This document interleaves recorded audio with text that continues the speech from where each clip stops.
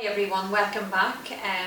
So we're talking again today about, I suppose, reaching out for some practical support and the challenges around that whenever there is grief, there's a sense of loss and a lot of fear around that. So I have Deirdre and Sharon again who would like to create a conversation and a dialogue around what that actually looks like and feels like and how we can reach out and how we can provide support for other people. Okay.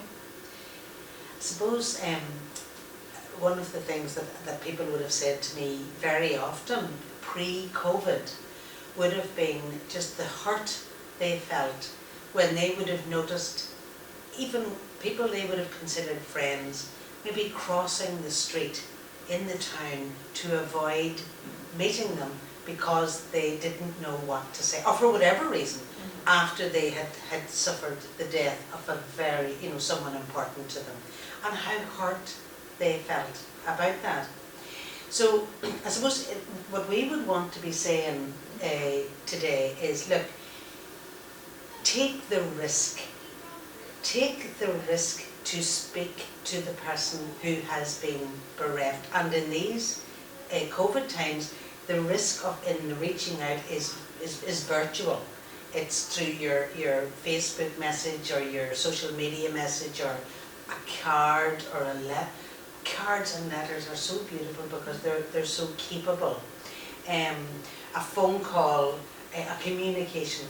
Because some people genuinely are afraid of causing distress. They're afraid to say the wrong thing, or they don't know what to say, irrespective of the circumstances of the person's death. So what we would very much want to be saying is, take the risk, reach out. It's not about filling the space with a pile of words. Reach out to that person and let them know you're there. I think that is such an important message, and to give you a degree of confidence in 3 small words: I am so sorry. Yeah.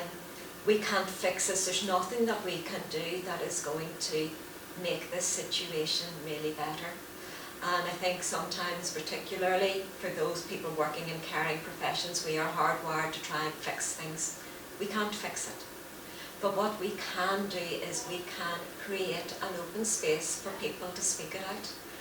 And that being able to tell the story, being able to say out loud how we're feeling, for people to receive that information without judgment, for us to be able to test somebody out by giving them a little bit of a nugget, and for them to probe a little bit deeper and to recognise that they are a safe person, that they really want to listen to me. And there's times as time moves on, we feel people are tired of saying, they're tired of us always feeling so low or so emotional. And I think one of the greatest gifts that we can do as people trying to support grieving people is to keep turning up. Yeah. Keep being there and keep asking, how are you? How are you today? Because tomorrow and next week and 2 hours' time might feel very, very different. How are you today? How are you in this moment? And if we can just create that space to say to this person, we see your pain. We know that this is difficult. Tell us how it is. I think being practically as well, that emotional attending to how the person is, or checking with how the person is vital. And then there are those lovely practical demonstrations of care. I care. It could be a meal, it could be cooking something nice for somebody, or as I said, the cards. It could be maybe doing a wee bit of the gardening, because the person who has died was the gardener. They were the person who kept the flower. So it could be doing those practical things that demonstrate you care, that don't actually involve a pile of words at all. It could be that accompanying piece as someone walks through to do the gardening. It could be simply being with them. So it is to look around for what are some of the practical ways I can help them. This person could be picking up shopping. So is to think of how you can be supportive of this person in that way, emotionally, but also practically. Yeah. And I think in a time whenever our world is impacted by the restrictions of COVID, it's being novel and looking for opportunities where we can continue to connect. And I think one of the other areas that is important is to recognise the impact when it's a work colleague and how we acknowledge that space and we prepare for them coming back, or if we have lost somebody within our own teams, which is devastating, as to how we create the opportunity to have that collective acknowledgement. And as we go forward, there will be opportunities in terms of the future, in terms of how we look back and acknowledge this loss. But I think a message I would be keen that people think about is to try not to put your grief on hold. Yeah. Try not to think that in 6 months' time or a year's time, that'll be the right time and I'll be able to grieve then. You're grieving now, and it's important that we respond to people and acknowledge that they're grieving now. And it is that there's so much, isn't there? Because there is this now, this time now, where I'm trying to simply manage myself through the day with the support of people close enough to me to reach out to me in practical and emotional ways. And there is also that there are other things I can do in this time that might be important to mention.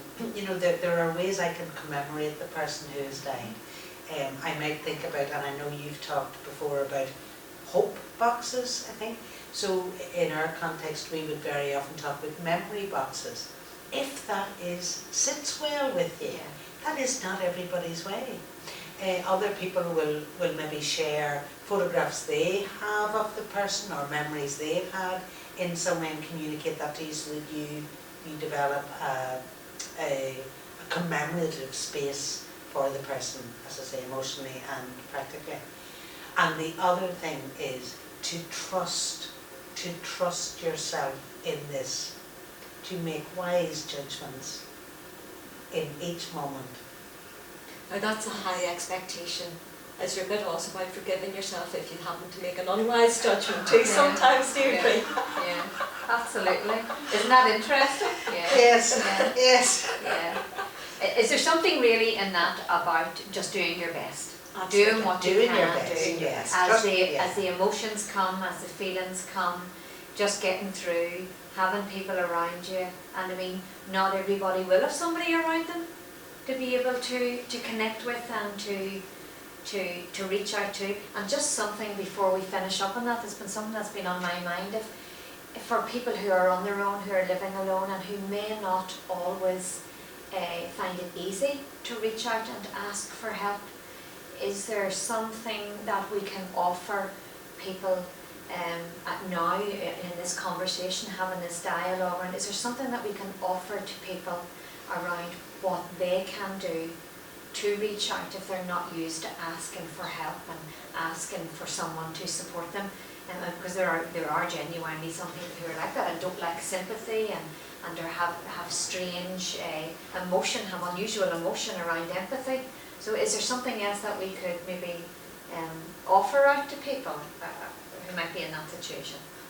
Well, I suppose a very practical thing to do, and just to make people aware that we, in the Sovereign Trust, we do have a helpline available for people, and it is a place where people can lift the phone and know that the person on the end of the phone has an understanding of grief, and it'll be a space for you to speak out and just to talk through just how you're feeling and get a little bit of support. And we would really encourage people.